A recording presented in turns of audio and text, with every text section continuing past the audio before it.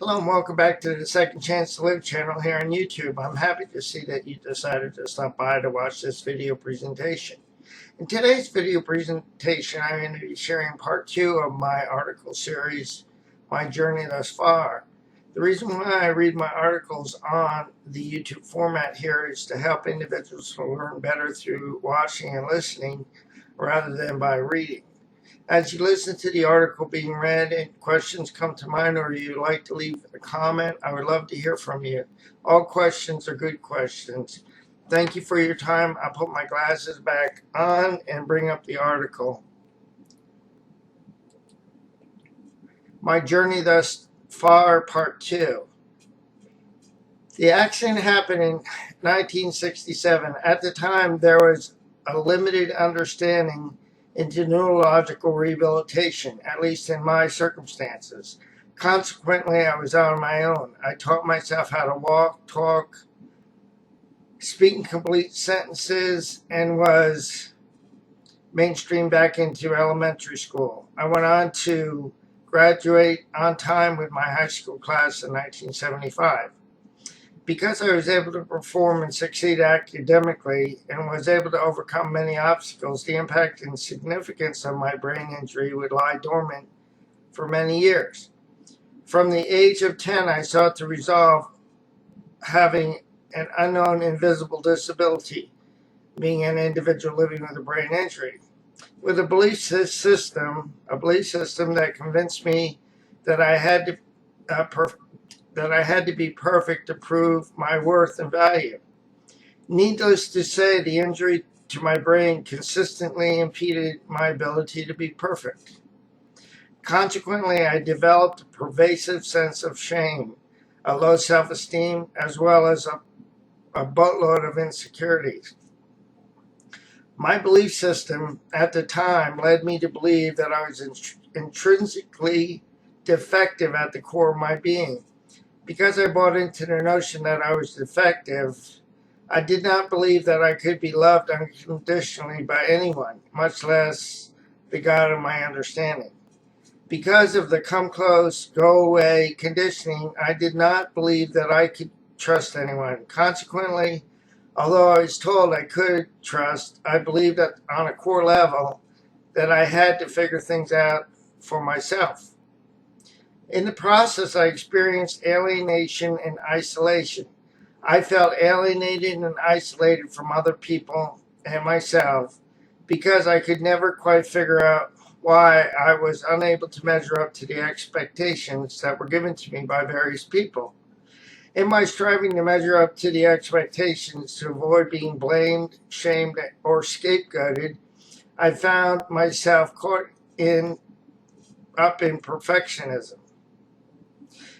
In my effort to live up to being perfect, I developed a grandiose sense of responsibility as I attempted to overcompensate for not being perfect. The cycle to be perfect, yet not being able to measure up to expectations, set me up to be what I heard called a human doing by Terry Kellogg, coined that phrase, human doing. Perfectionism.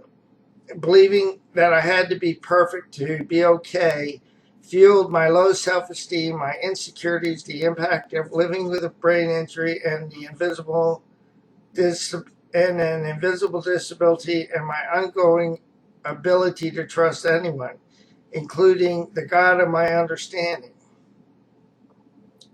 In addition to overachieving, I resorted to people-pleasing and approval-seeking.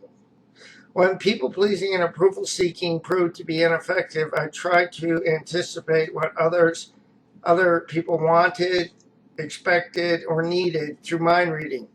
Needless to say, I found that I could not read minds. Consequently, all too often, I found myself saying, "I'm sorry for everything under the sun."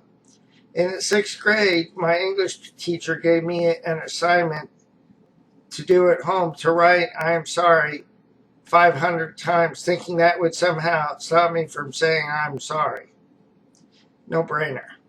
I tried to control outcomes and force solutions so that I could avoid being blamed, shamed, and scapegoated.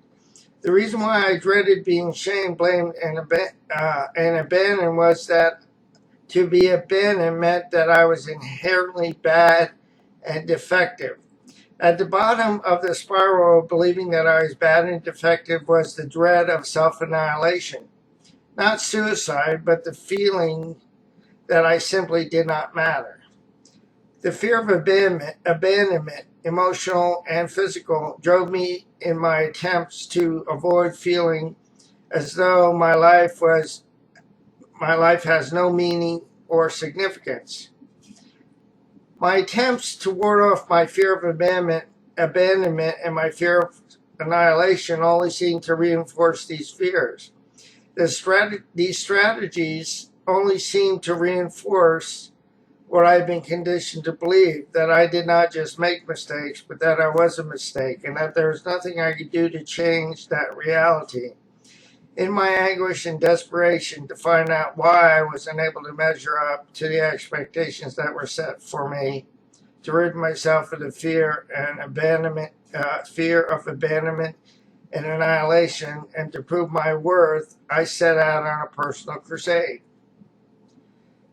In this pursuit, I became obsessively involved with churches. I spent countless hours saturating myself in Bible study, scripture memory, and listening to a wide array of teachers from charismatic, full gospel, fundamental, non-denominational, and denominational churches and their leadership. I attempted to apply what I was learning, but continued to fall short. Some would say that I did not do enough, pray enough, read enough, or believe enough. To that nation, I would say, you have no idea what you're talking about, my friend. My interest was to do whatever it took to become a victorious overcomer, and that at the same time be a maximum service to the God of my understanding and my fellow man and fellow woman. In this pursuit, I went on to obtain my undergraduate degree in theology from Oral Roberts University. I then attended Asbury Theological Seminary for 1 year and then went on to obtain my master's degree in rehabilitation counseling from the University of Kentucky. As a side note, it took me 10 years to get my undergraduate degree because I kept on having difficulties due to my brain injury, my learning disabilities, and my interpersonal difficulties. I also encountered those difficulties when I was in seminary and also in my graduate program in rehabilitation counseling, which almost resulted in not being able to graduate from the program because of the interpersonal things that were related to my unknown invisible disability. This is the end of part 2 of this series. Make part 3 of the series tomorrow or the day after. I surely enjoy having you as part of this series. Again, if you have any questions, please send those questions to me. I would love to hear from you. And my friend, as I need to encourage myself, please do not give up on your process of loving God or yourself, because more will be revealed. Learn from your experiences as they occur, because they teach you lessons that prepare you for opportunities. And those opportunities and lessons that you learn are pointing you in the direction of your destiny. That is what I've learned through my experience and continue to learn. I'll say so long for now. I hope you have a great day, and God bless both you and your family. And again, remember, do not give up on yourself. Thank you, my friend. Bye now.